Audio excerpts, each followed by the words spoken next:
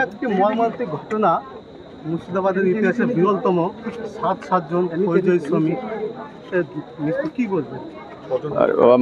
মুর্শিদাবাদের ওপরে কি আল্লাহর গজব আছে, অভিশাপ আছে জানি না।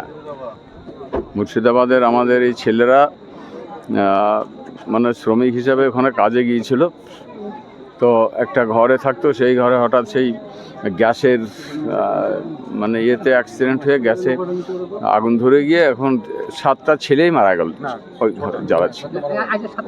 তো জাহিদুল আমি 3 দিন আগেও দেখা করে গিয়েছিলাম, তখন 70% তার মানে বার্নিং হয়েছিল। তাই আমরা ভেবেছিলাম যে এই ছেলেটা ভালো, অন্যগুলো আছে 60-70%, তো এটা বেঁচে যাওয়ার সম্ভাবনা আছে বলে আমরা ভেবেছিলাম।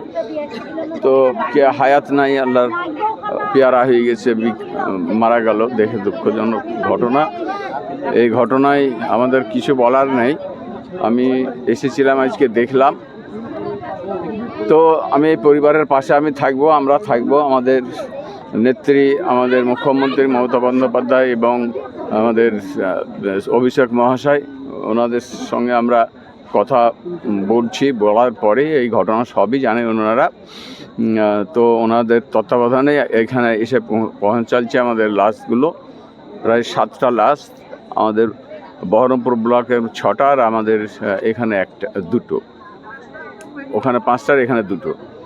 তো সেই আমাদের জাহিদ শেখকে আমরা দেখতে এলাম।